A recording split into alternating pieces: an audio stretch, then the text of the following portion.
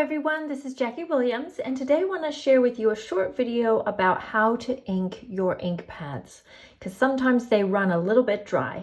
Now there are several types of ink pads we like to use, and I would strongly recommend that you do get an ink refill when you buy your ink pads. Now let's start with Staz-On. So Staz-On is an alcohol-based ink, which if you have ever worked with isopropyl alcohol, you know that it does evaporate very quickly, which is a quality about it that can be very useful in our crafting. But in the case of an ink pad, it does mean that the ink pad can dry out very quickly. So my first tip would be to tell you to leave the lid on your pad as much as possible, and make sure that this little plastic insert that you don't throw it away, because that helps seal it and make it airtight. So when you go to refill your Staz-On ink pad, so you will want to have an ink refill handy when you have your Staz-On ink pad. You'll notice that this ink pad is firm, or what we call a felt pad. And I would just squeeze and run the ink backwards and forwards like this. And then you can even turn it the other direction and ink it this way. And you see that the ink is soaking right in, which tells me that the ink pad was maybe a little bit thirsty. And you see here where it's starting to sort of sit on the top a little bit. That might be where it doesn't need so much ink, because we tend to use our ink pads in the middle. So that's where it's going to dry out first. And then of course put your lid back on right away when you're not using your Staz-On. Then the next ink pad I wanted to go over is the Versamark. So this is what we call a sponge ink pad, or the ink pad itself is quite spongy.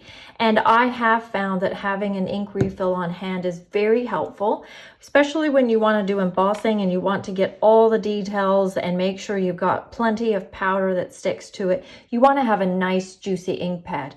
Now this ink pad's fairly new, so it won't be very dry, but this ink, I don't know if you can see that, is very thick and sticky, which is the nature of the Versamark ink pad, that it's very thick and sticky. So I find with this one, I have to add some drops of ink like this, and it just sits on top, and then I use the nozzle and just work it in like this.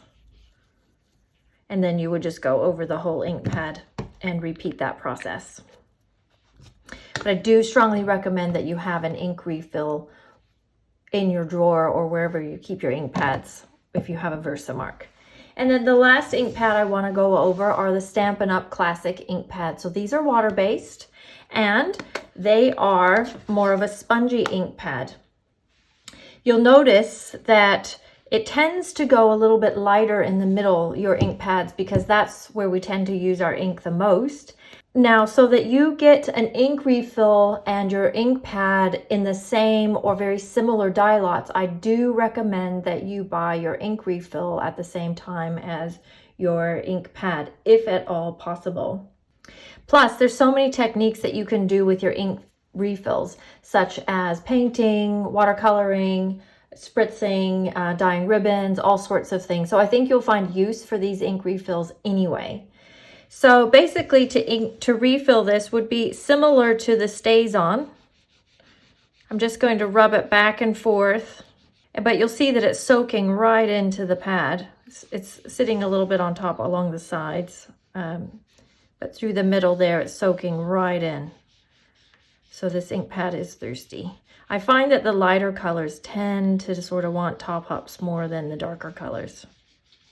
And then of course the ones that you use the most. Now then I would still let it sit for a while, maybe just a couple of minutes, just to let it all kind of soak in. And then you might see if it needs another layer. Now, one of the beauties of the Stampin' Up ink pads is that when you store them with the labels up, your ink pad is actually upside down. So all of that ink is right here on the surface where you need it. However, as mentioned, from time to time, they do need a top up, especially of your favorite ones. So I hope that helps and answers some questions for you. If you have any other questions, please leave them for me in the comments or get in touch. Thanks for watching. Bye-bye.